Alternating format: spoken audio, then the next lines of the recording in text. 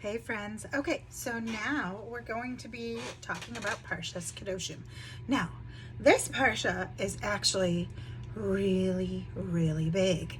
It has so many laws in it that I don't even know if we're going to get through all of them. There is so much to this Parsha. So, the first thing this Parsha talks about is us being holy. Now, what does it mean to be holy? Does that just mean to daven with kavanah, to daven with meaning and to think about what you're davening? No. This parsha talks about being holy in every part of our life. That means when we're davening. That means when we're eating. That means when we're playing. That means when we're resting. All of these times. And when we're learning, of course, that means during all of these times, it is super important to be thinking about and to remember, to remember that we are here to do Hashem's work and that we are here to be good and holy and do what we're supposed to. So, that is the beginning. So, One second. There's so much to this parsha. I just want to make sure that I give you guys. Oh, and it's getting late, so I am feeling a little tired. You guys are probably all in bed already. Okay, another thing in this parsha is that it talks about being respectful to your parents. Now, we learned this already about being respectful to our parents. We learned that in Aseret Adibros, right? But here it kind of gives us a few more ideas about it. It talks about what kind of things we as children should do to make it that our parents know that we're respecting them. So, one of the things is that we should not call our parents by their first names. And another one is that we should listen to the things that our parents say. Yet another one is that we should not contradict our parents. That means if our parents say something, we shouldn't be like, nah, it's blah, blah, blah. Because that's kind of rude in general, but also because we're not supposed to contradict our parents. Let's see. We also, oh boy, I am yawning up a storm. Also, we should not speak when we see that our parents are going to say something. So we shouldn't be cutting our parents off while they're trying to talk. And also, we should not sit in their very special seat. So if your parents have a very special seat at the table, if your mommy and daddy, your Abba and Ima, your Tati and mommy, or mama and papa, or whatever you call your parents, if they have a special seat at the table or on the couch or wherever, you should not be sitting in their very special seat. Okay? So let's see. Oh, but the only time that it is absolutely okay to not listen to parents is if they tell you to do an avera. That's what this parsha says. So, like an example that it gives in the book that I'm reading is that, let's say a mommy says on Shabbos, "Go cook me this food right now, young lady." And it's Shabbos.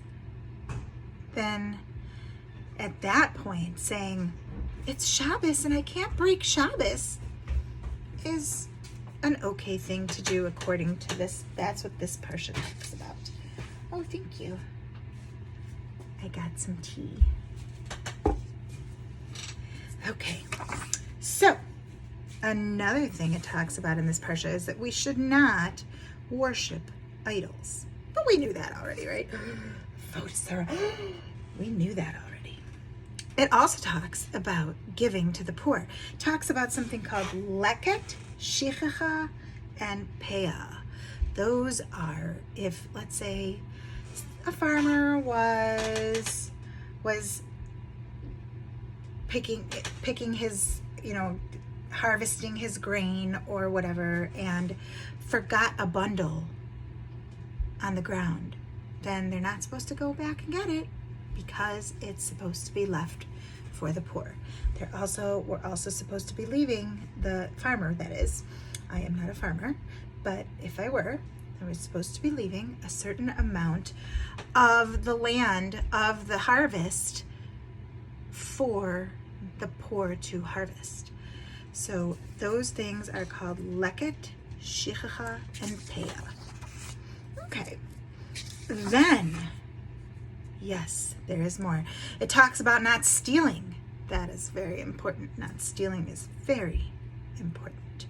So it talks about a bunch of different ways about not stealing. So it says also to not lie. Don't deny and don't lie.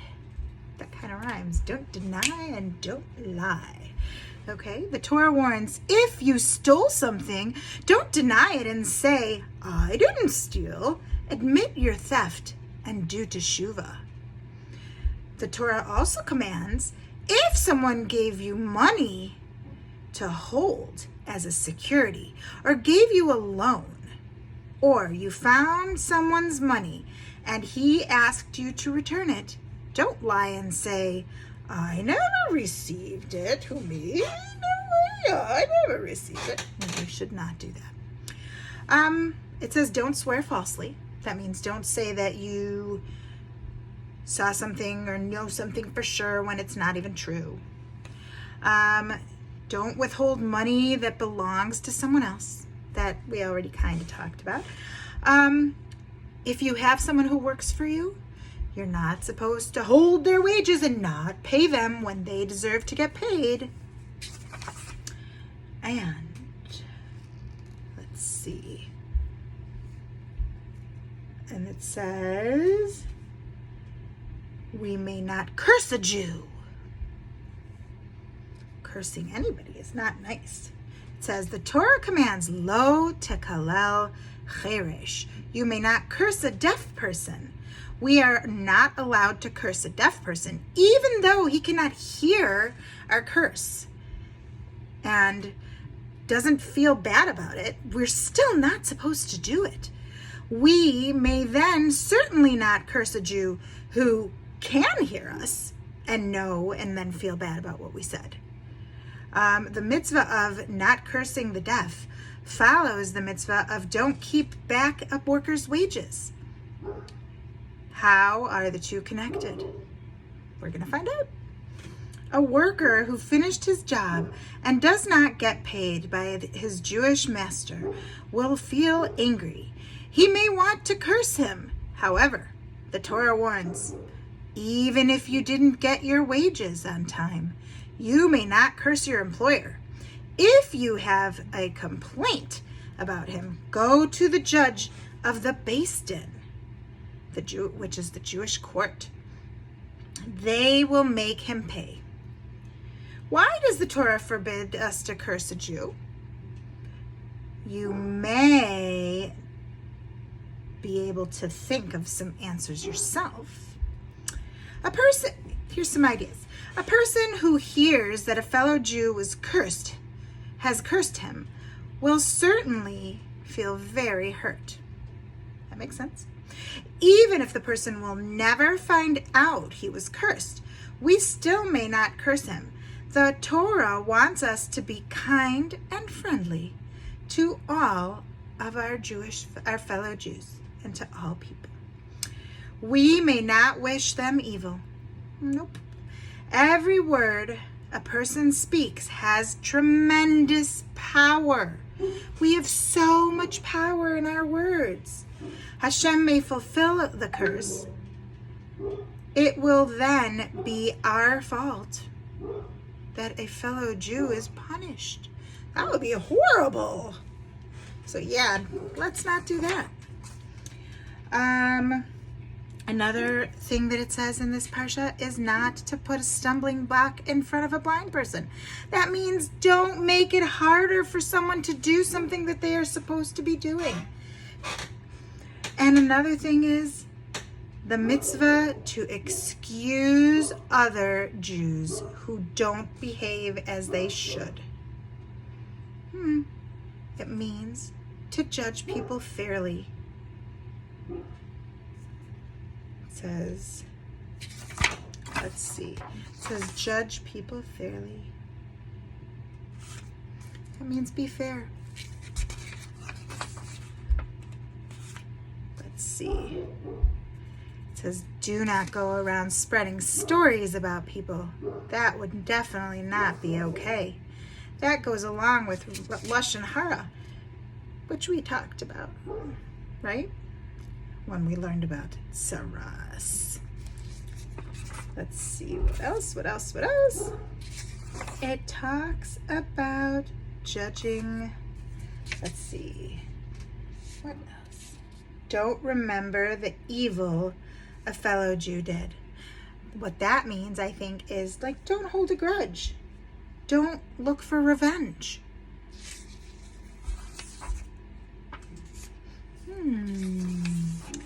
And ve'ahavta l'reacha kamocha. Love your fellow Jew like yourself, or love your fellow human being like yourself. Some people say one way, some people say the other way. That means treat everybody the way that you would like to be treated. Let's see. Talks about shatnez, which is something that we're not all 100% sure about why that's not allowed. It's a mixture of wool and linen, and that is not allowed. So we actually take stuff to like a tailor or somebody that can check for shatnez. Because if we buy something that has shatnez in it, then we cannot wear it. Let's see, what else? Ooh, this isn't one. When a farmer plants new trees, there are all these laws that they need to follow, especially during the first 4 years. Like they're not allowed to pick the fruit at all during the first 3 years. That's why when someone has an upshurnish, it's kind of likened, which means it's kind of compared to a new tree that you can't pick the fruit for the first 3 years. Let's see, what else? It says, we may not eat over blood. Ew. I don't know why anybody would want to eat over blood, but we may not do it. And Jewish boys and men are supposed to not cut their payas. And it also talks about not having tattoos and about basically not doing yucky stuff to your body, like permanently, like drawing on your body where it stays forever. That's not a good idea anyway. Talks about standing up. If an older person is there and there's no chair for them and we're younger and we're sitting on the chair, we should get up and give the older person a place to sit. And it generally also talks about being honest. So those are all the various laws and ideas that were talked about during this parsha. I told you it was a lot. I hope you enjoyed and understood. See you later.